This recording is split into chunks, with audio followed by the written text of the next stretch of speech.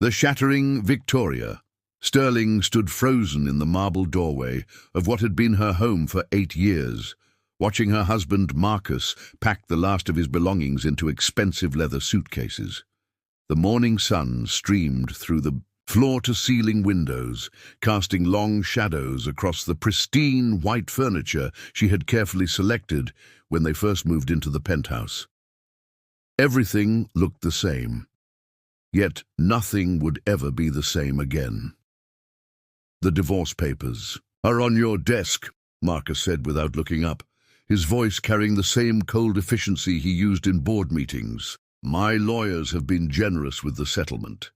You'll be comfortable. Comfortable." The words stung more than any insult could have. Victoria had given up her rising career at Goldman Sachs to become the perfect wife, the gracious hostess, the silent partner who helped build his empire from behind the scenes. She had been the one who suggested the merger that tripled his company's value, who charmed investors at dinner parties, who worked 18-hour days alongside him when they were starting out. And now she was being dismissed with a settlement that Marcus considered generous, a fraction of what she had helped him build. 8 years, Victoria whispered, her voice barely audible. 8 years of my life, and you're leaving me for Cassandra. Marcus finally looked up, his steel-grey eyes showing no remorse. At 45, he was still handsome in that sharp, predatory way that had first attracted her in business school, but now those features seemed carved from ice. "Cassandra understands what I need in a partner. She's young, ambitious, and she doesn't question my decisions." The implication hung in the air like poison. Victoria had begun questioning his increasingly ruthless business practices, his willingness to destroy smaller companies, his treatment of employees as disposable assets. She had thought she was helping him become a better man. Instead, she had become an inconvenience. "I built this with you," Victoria said, her voice growing stronger. "The sterling Blackwood empire exists because of both of us. And now it's just the Blackwood empire," Marcus replied, snapping his suitcase shut. "You'll keep the sterling name, of course. It suits you. Sounds distinguished, but ultimately meaningless." Victoria felt something crack inside her chest, but it wasn't her heart breaking. It was something harder, more valuable. Her fear was crystallizing into determination. She walked to the massive windows overlooking the city, pressing her palm against the cool glass. 20 floors below, people moved like ants, each fighting their own battles, building their own dreams. "You know what the funny thing is, Marcus?" Victoria turned back to face him, and for the first time in months, she smiled, not the practiced society smile, but something real and sharp. "You think you're discarding me, but you're actually setting me free." Marcus paused at the door, perhaps hearing something in her voice that gave him pause. "Don't be dramatic, Victoria. Take the settlement, find yourself a nice hobby, maybe remarry someone suitable. This is the end of your story with power." "No," Victoria said softly, but her voice carried across the room like a promise. "This is the beginning." After Marcus left, Victoria sat in the silence of the penthouse that would soon no longer be hers. She pulled out her phone and called her lawyer, then her accountant, then her grandmother's old financial advisor. The settlement Marcus offered was indeed comfortable, enough to live quietly for the rest of her life, but Victoria Sterling had never been interested in quiet. She thought about her grandmother Rose, who had built a small textile business from nothing in the 1950s, who had taught Victoria that a woman's worth wasn't measured by her husband's success. Rose had left her a modest inheritance, not in money, but in a small property downtown that Victoria had never bothered to visit. Perhaps it was time to change that. As the sun set over the city, painting the sky in shades of gold and crimson, Victoria made a list, not of what she had lost, but of what she was going to build. The Sterling name might sound meaningless to Marcus, but she was going to make it legendary. The war was just beginning, and Victoria Sterling had nothing left to lose. which made her more dangerous than Marcus could possibly imagine. The awakening Marcus Blackwood stood on the balcony of his corner office, surveying his kingdom spread across the city skyline. 3 months had passed since the divorce was finalized, and he should have felt triumphant. His company's stock had reached an all-time high. His relationship with Cassandra was the envy of every man in their social circle, and he had successfully shed what he now thought of as dead weight. Yet something gnawed at him, a persistent ache he couldn't quite identify. "The Hartwell account is asking questions again," Cassandra announced as she entered his office, her heels clicking against the polished marble floor.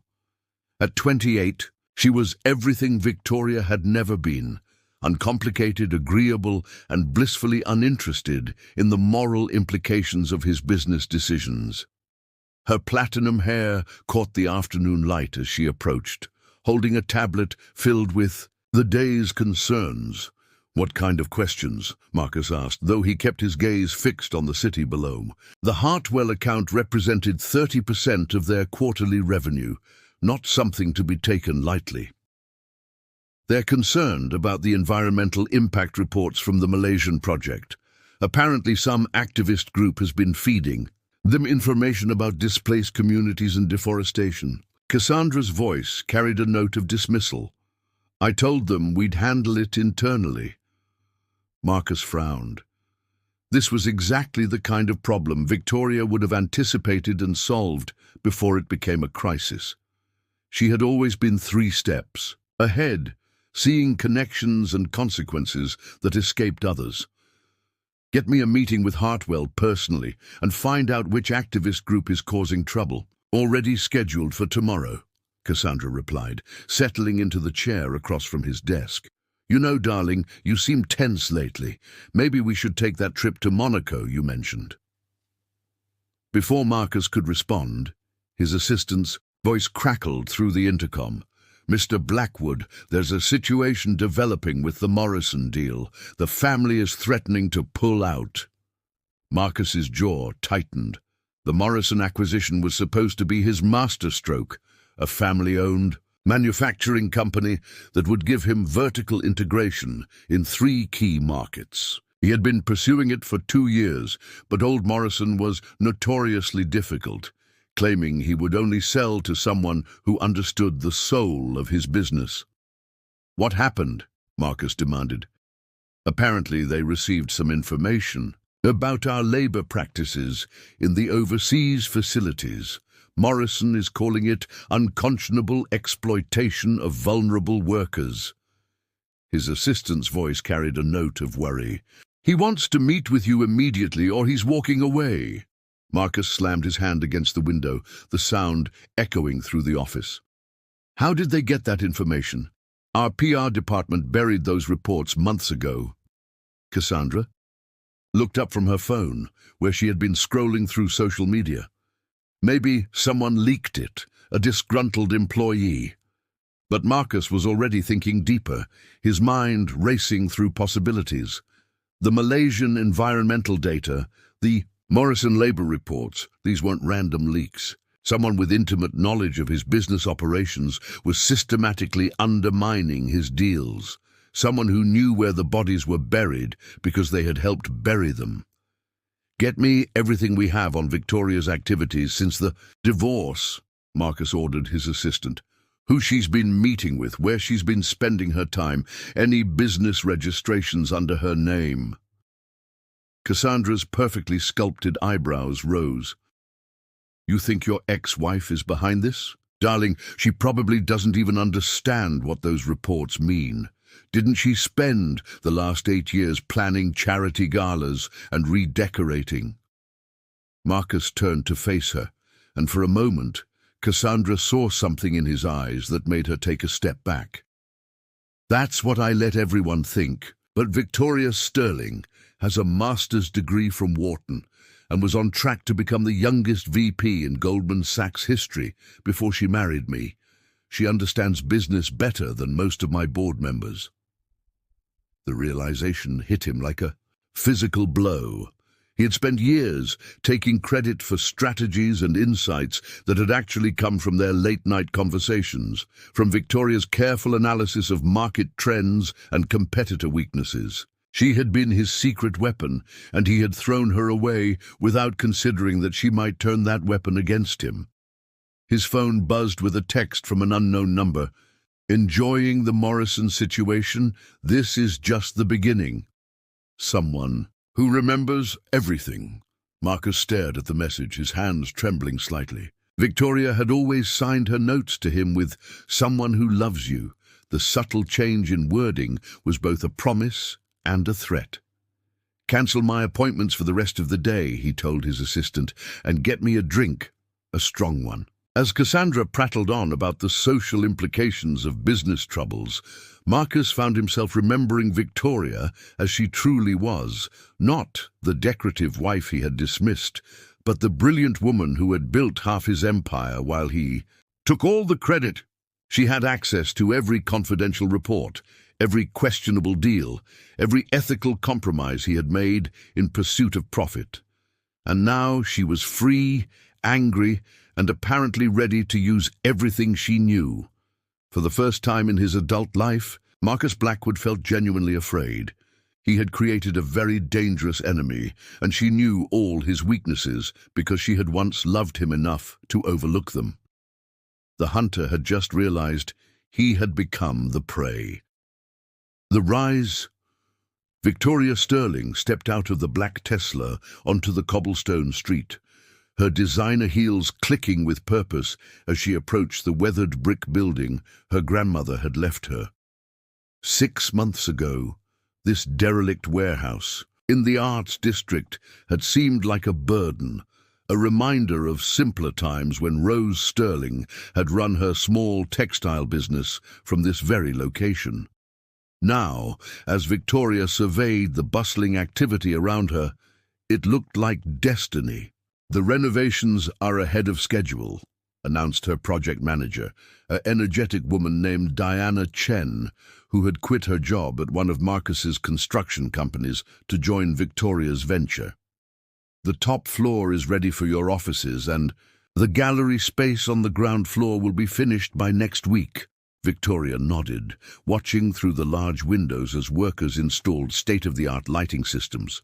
Sterling Collective wasn't just an investment firm, it was her vision of what business could be when profit wasn't the only measure of success. The ground floor would house rotating exhibitions featuring artists whose work promoted social consciousness, while the upper floors would serve as headquarters for her carefully curated portfolio of ethical investments. "Any word from the Meridian Group?" Victoria asked as they walked through the construction. Diana's smile widened. "Confirmed. They want to meet next week to discuss the sustainable fashion initiative. Apparently, your proposal was the most comprehensive they've seen in years." The Meridian Group represented exactly what Victoria had been working toward, a coalition of European luxury brands seeking to revolutionize their supply chains and manufacturing processes. It was the kind of deal that could transform Sterling Collective from a startup into a major player overnight. More importantly, it was the kind of ethical business that Marcus would never understand or pursue. Victoria's phone buzzed with a message from her new partner. "The Santos files are ready for your review. When you see what Blackwood Industries did to those communities, you'll understand why this matters so much." Julian. Julian Cross had entered her life at exactly the right moment, when she was still raw from the divorce, but determined to build something meaningful. An architect by training and an art collector by passion, he had discovered her small investment firm when she bought and renovated his first major building project, a mixed-use development that prioritized affordable housing alongside commercial space. "Your approach to investment is like good architecture," Julian had told her during their first business dinner. "It's not just about the structure that makes money, but the foundation that supports the community around it." Their partnership had begun professionally, but was evolving into something deeper, though Victoria was careful to maintain boundaries. She had learned the hard way that mixing love with business could leave her vulnerable. But Julian's genuine commitment to ethical practices and social responsibility made him different from any man she had known. Victoria climbed to the top floor, where her corner office offered a panoramic view of the city. From here, she could see the gleaming towers of the financial district where Marcus held court, including the penthouse they had once shared. The distance between that world and this one felt symbolic. She was building something entirely new, something that couldn't be measured by stock prices alone. "Miss Sterling?" Diana appeared in the doorway with a tablet. "Julian Cross is here to see you. He says it's about the Santos case." Victoria's pulse quickened. The Santos case was their most ambitious project yet, a plan to expose and remedy the environmental damage Marcus's company had caused to indigenous communities in South America. It wasn't just about justice, it was about proving that business could be a force for healing rather than exploitation. Julian entered, carrying a leather portfolio and wearing the kind of smile that suggested good news. At 38, he possessed a quiet confidence that Victoria found both attractive and reassuring. Unlike Marcus's aggressive charisma, Julian's appeal lay in his authenticity and his unwavering moral compass. "The Santos elders have agreed to meet with us," Julian announced, setting the portfolio on her desk. "But more importantly, I've been in touch with the investigative journalists at International Observer. They're interested in the story, especially when they learned about the cover-up." Victoria opened the portfolio to reveal aerial photographs of deforested land, polluted rivers, and displaced communities. These were the consequences of Marcus's successful Malaysian project, the one that had boosted his stock price while devastating an entire ecosystem. "This isn't just about revenge anymore," Victoria said softly, studying the images. "This is about accountability." "It never was about revenge," Julian replied, moving to stand beside her. "That's what separates you from him. Marcus destroys to build his empire. You build to heal what's been destroyed." Their eyes met, and Victoria felt the familiar flutter of attraction mixed with respect. Julian saw her not as Marcus had, as a useful accessory, but as a force for positive change. With him, she wasn't rebuilding her life, she was building a better version of herself. "The Meridian Group meeting is crucial," Victoria said, focusing back on business. "If we can prove that ethical investing isn't just morally superior, but also more profitable long-term, we'll have the leverage to take on bigger projects." "And bigger targets?" Julian asked with a knowing look. Victoria smiled, the expression carrying both warmth and steel. "Marcus thinks he destroyed me when he threw me away. He's about to learn that he actually created his most formidable competitor." As the sun set over her new empire, Victoria felt the weight of possibility settling on her shoulders. Sterling Collective was more than a business. It was her declaration that success didn't require sacrificing one's soul. And if that success happened to systematically undermine everything Marcus had built through exploitation and greed, well, that was simply good business. The war was entering its next phase, and Victoria Sterling was no longer fighting for survival. She was fighting for victory. The collision. The Portland Convention Center thrummed with anticipation as 5,000 of the world's most influential technology leaders filled the main auditorium.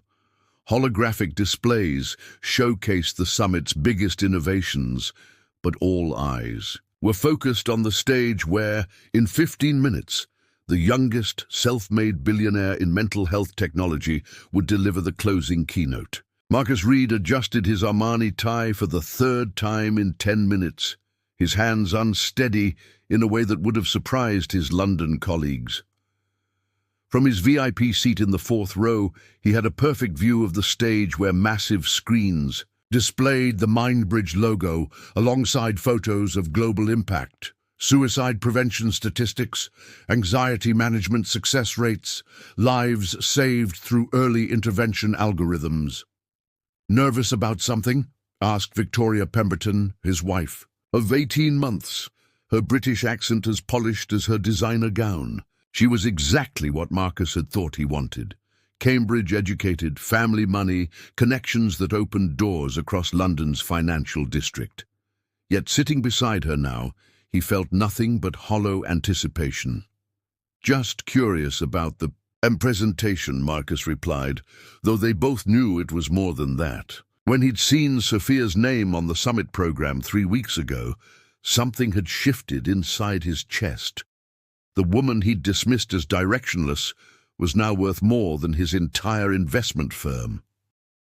The lights dimmed, and a hush fell over the massive audience.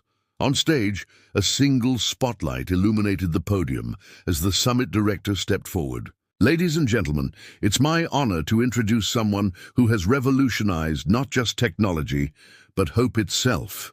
In 5 short years, she built a company that has touched 47 million lives worldwide. Her innovations in AI-powered mental health support have reduced suicide rates in 12 countries and provided crisis intervention to over 2 million people in emotional distress." Marcus felt his breath catch. 2 million people. He remembered laughing at Sophia's cute little app idea about mental wellness tracking. The memory now felt like acid in his throat. "Please welcome the founder and CEO of Mindbridge Technologies, Sophia Chen." The applause was thunderous, but it faded to nothing the moment Sophia walked onto the stage. Marcus gripped his seat's armrests, his knuckles white with tension. This wasn't the uncertain, searching woman he'd left behind. This was someone completely transformed. Sophia moved with the fluid confidence of someone who owned not just the stage, but her entire world. Her black dress was elegantly simple, letting her presence command attention rather than her appearance. Her hair, once always slightly messy from anxious fidgeting, was styled in a sleek bob that framed her face perfectly. But it was her eyes that stopped Marcus's breath. No longer clouded with doubt, they blazed with purpose and unshakable self-assurance. 3.5 years ago, Sophia began, her voice clear and strong enough to reach every corner of the massive auditorium. "I was told that I lacked direction, that I couldn't commit to anything long-term, that my ideas were cute but impractical." A ripple of laughter ran through the audience. Marcus felt Victoria's curious glance, but he couldn't look away from the stage. "That same night, alone in my apartment, I made a decision. I would prove that technology could have a heart, that innovation could be driven by compassion, not just profit, that the biggest market opportunity wasn't in making people buy more things, but in helping them heal." As Sophia clicked to her first slide, a graph showing Mindbridge's explosive growth, Marcus saw something that made his chest tighten with an emotion he couldn't name. In the front row, a woman with auburn hair was watching Sophia with such obvious adoration and pride that it was almost painful to witness. This had to be Amelia Foster, Mindbridge's CTO, whose name had appeared in every article about the company's success. The way Amelia looked at Sophia was everything Marcus had never been. Where he had seen someone to fix, Amelia clearly saw someone to celebrate. Where he had demanded Sophia prove her worth, Amelia's expression suggested she found Sophia worthy exactly as she was. "Our breakthrough came when we realized that mental health support couldn't be one-size-fits-all," Sophia continued, her presentation flawlessly delivered, despite the magnitude of the moment. "Traditional therapy requires people to wait weeks for appointments, pay hundreds of dollars per session, and navigate systems that often fail them at their most vulnerable moments." The slides showed testimonials: teenagers who'd avoided self-harm, elderly people managing grief, veterans finding peace after trauma. Each story was a life saved, a future preserved, hope restored through the technology Marcus had dismissed as worthless. But innovation means nothing without impact. Our AI doesn't just analyze data, it recognizes human pain and responds with human compassion.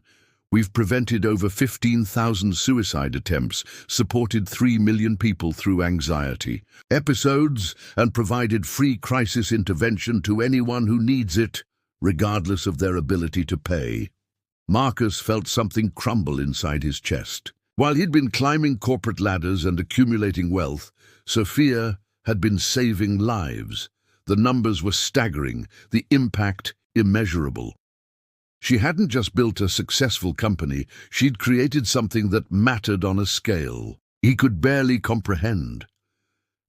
Some of you might wonder what drives someone to dedicate their life to mental health technology, Sophia said, her voice taking on a more personal tone. The answer is simple. Pain has the power to destroy us, or to teach us empathy. I chose empathy. The audience was completely silent, hanging on every word. Even Victoria had stopped checking her phone and was listening intently. When someone tells you that you're not enough, that your dreams are impractical, that you lack direction, they're not seeing your potential. They're revealing their own limitations. The most dangerous thing we can do is let someone else's narrow vision define our worth. Marcus felt the words hit him like physical blows. He could see himself 3 years ago, standing in their shared apartment, delivering his devastating assessment of Sophia's character. How wrong he had been, how catastrophically, completely wrong. Today, MindBridge employs over 800 people across 15 countries. We're preparing for our initial public offering, with a projected valuation that will fund mental health research for the next decade. But our success isn't measured in dollars. It's measured in lives saved, hope restored, and futures reclaimed. The presentation was flawless, but Marcus found himself watching Amelia's face more than the slides. Every achievement Sophia described brought a visible glow of pride to the CTO's features. This was a woman who believed in Sophia's vision so completely that she'd left Google to join a startup operating out of a cafe. This was partnership in its truest form. In closing, Sophia said, advancing to her final slide, I want to thank everyone who believed in the impossible. My first investor, Diego Martinez, who saw potential when nobody else would. My incredible team, especially my CTO Amelia Foster, who turned my dreams into reality. And everyone who ever doubted me, you taught me that the only opinion that matters is the one I have of myself. The applause was deafening, a standing ovation that lasted nearly 3 minutes. Marcus stood with the rest of the audience, but he felt disconnected from his body, as if watching the scene from a great distance. As Sophia left the stage, Marcus caught sight of her expression when she looked at Amelia. It was radiant, filled with joy and something deeper, love, recognition, gratitude for being truly seen and valued. It was everything Marcus had failed. To give her everything he'd been too selfish and narrow-minded to recognize she deserved. Quite impressive, Victoria said as the crowd began to disperse. Though I must say she seems rather intense. All that talk about pain and empathy. Bit dramatic, don't you think? Marcus stared at his wife, seeing her clearly for perhaps the first time. Victoria was exactly what he'd thought he wanted. Polished, connected, safe. But she was also exactly what Sophia had never been. Someone who mistook depth for drama, who couldn't recognize the courage it took to transform suffering into service.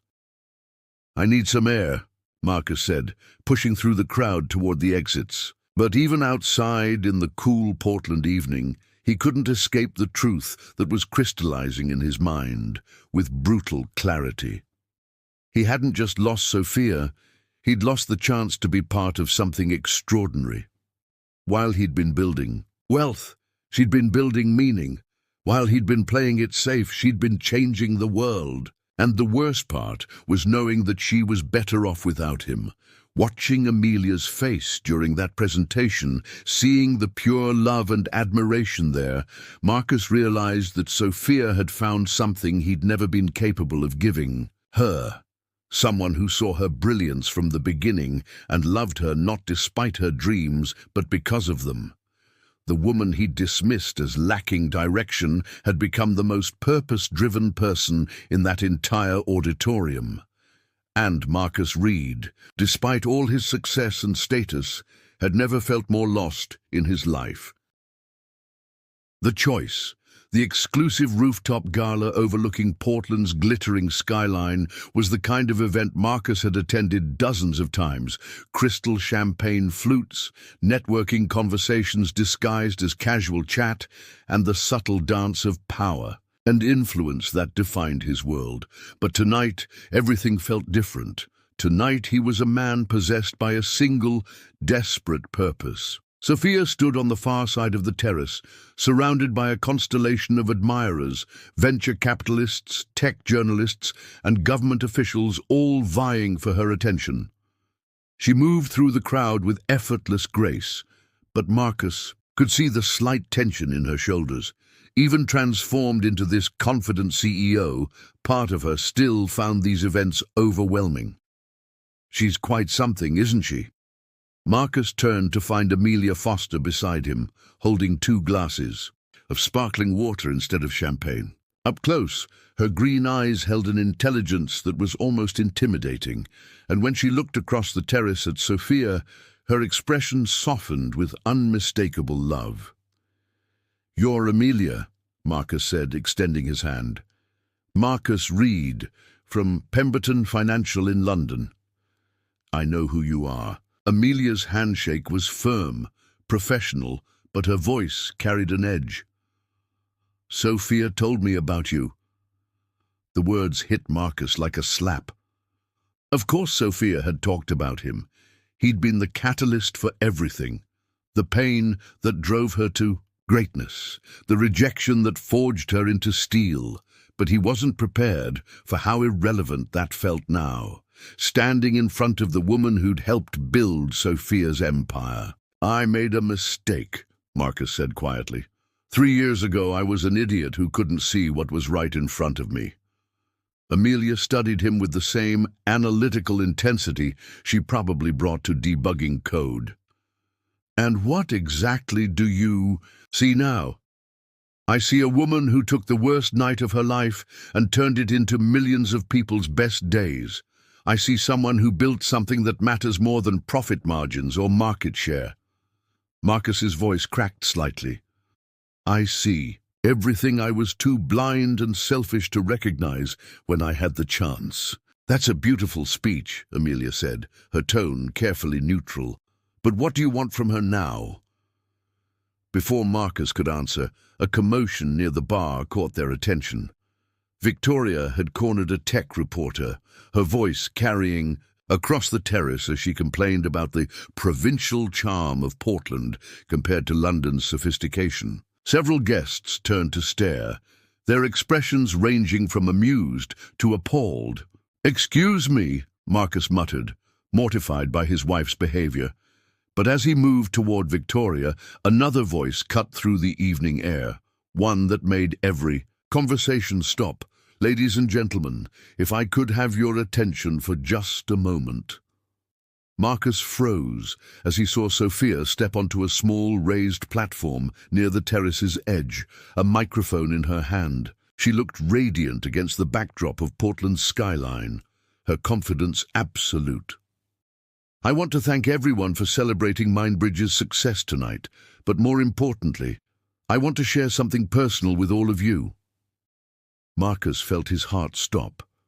Was she about to? 5 years ago I was told that I lacked direction, that my dreams were impractical, that I needed to find someone who could match my ambition instead of pursuing my own. Sophia's gaze swept the crowd, lingering for just a moment on Marcus, before moving on.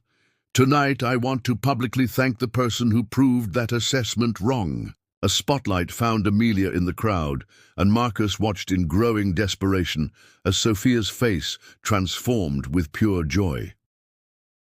Amelia Foster didn't just join Mindbridge as our CTO. She became my partner in every sense that matters. She believed in our mission when investors called it impossible. She worked 18-hour days to turn my algorithms into reality. She held my hand through every crisis and celebrated every victory as if it were her own. The crowd was silent, captivated by the raw emotion in Sophia's voice. Amelia, you taught me that real partnership isn't about finding someone who can match your success. It's about finding someone who sees your potential before you even recognize it yourself. Someone who chooses to build something meaningful together instead of competing for individual glory. Marcus felt something shatter inside his chest as he watched Amelia's face light up with tears of joy. "So, I have a question for you," Sophia continued, her voice strong despite the obvious emotion.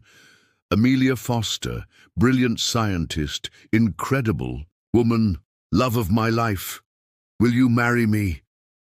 The rooftop erupted in applause as Amelia rushed through the crowd toward the platform. Marcus stood frozen, watching as the woman he'd lost forever kissed the woman he'd never deserved. When Amelia said yes, her response lost in the crowd's cheers but visible in her radiant expression, Marcus felt the last of his delusions crumble. He'd come to Portland thinking he could win Sophia back with grand gestures and declarations of newfound appreciation, but watching her with Amelia, he finally understood what he'd never been able to give her. Someone who loved her, not for who she might become, but for who she already was. "Quite a show!"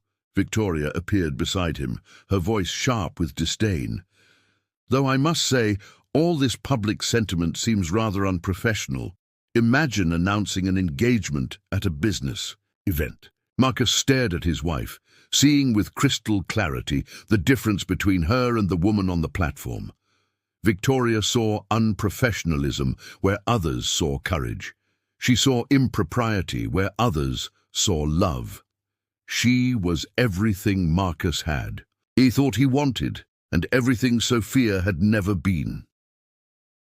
"You're right," Marcus said quietly. "This is unprofessional. It's also brave, authentic, and beautiful. Everything we're not." Victoria's perfectly sculpted eyebrows rose in surprise. "What are you talking about?" But Marcus was already moving through the crowd, pushing toward the platform where Sophia and Amelia were still embracing, surrounded by well-wishers and photographers. He needed to say something, needed some kind of closure. "Sophia." She turned at the sound of her name, and for a moment her expression flickered with old pain. But it was gone so quickly Marcus wondered if he'd imagined it. "Marcus." Her voice was pleasant but distant, the tone she might use with any business acquaintance. "I didn't expect to see you here." "I came because I had to," he said, aware that Amelia was watching him with sharp attention. "I came to apologize and to tell you that you were right about everything." Sophia tilted her head slightly. "Right about what?" "About dreams being worth pursuing, about building something that matters, about not letting someone else define your worth." Marcus took a shaky breath. "I told you that you lacked direction, but the truth is, I was the one who was lost. You always knew exactly where you were going. I was just too blind to see it." For a long moment, Sophia studied his face with the same analytical attention she'd once brought to debugging code. Then, surprisingly, she smiled. Not with bitterness or triumph, but with something that looked almost like peace. "Marcus, I spent 2 years being angry at you, another year trying to prove you wrong. But tonight I realized something important. You gave me exactly what I needed." "What do you mean?" "That night you left, you shattered every assumption I had about myself. You forced me to choose between believing your assessment or creating my own truth. Without that catalyst, I might never have found the courage to build Mind bridge. I might never have discovered what I was truly capable of. Marcus felt tears prick his eyes. Even in her moment of ultimate triumph, Sophia was offering him grace he didn't deserve. "I'm sorry," he whispered. "I'm so incredibly sorry." "I know," Sophia said gently. Then she looked at Amelia, her expression transforming with pure love. "But Marcus, I need you to understand something. This isn't about proving you wrong anymore. This is about choosing a future with someone who sees me clearly and loves me completely. Someone who builds me up instead of trying to fix me." Amelia stepped forward, taking Sophia's hand with natural ease. "She's extraordinary," she said simply. "I'm lucky she chose me." Marcus nodded, finally understanding that this wasn't about him at all. It never had been. Sophia's success, her transformation, her happiness, none of it was a response to his rejection. It was the natural result of someone finally having the freedom to become who she was meant to be. "Congratulations," he said, and meant it. "Both of you. You're building something beautiful together." As Marcus walked away from the celebration, past the champagne and laughter and joy, he felt something unexpected. Relief. He'd spent 3 years haunted by what he'd lost, but tonight he finally saw the truth. He hadn't lost Sophia. He'd never really had her. He'd only had a version of her that he'd tried to reshape into his own limited vision. But Amelia Foster was. Back on the terrace, as Portland's lights twinkled below like earthbound stars, Sophia and Amelia stood together, watching the sunset paint the sky in shades of gold and rose. They'd built something extraordinary together. Not just a billion-dollar company, but a love that honored both their ambitions and their dreams. "Any regrets?" Amelia asked softly. Sophia looked out over the city where she'd transformed herself, from broken to brilliant, where she'd learned that the right person wouldn't ask her to be seen,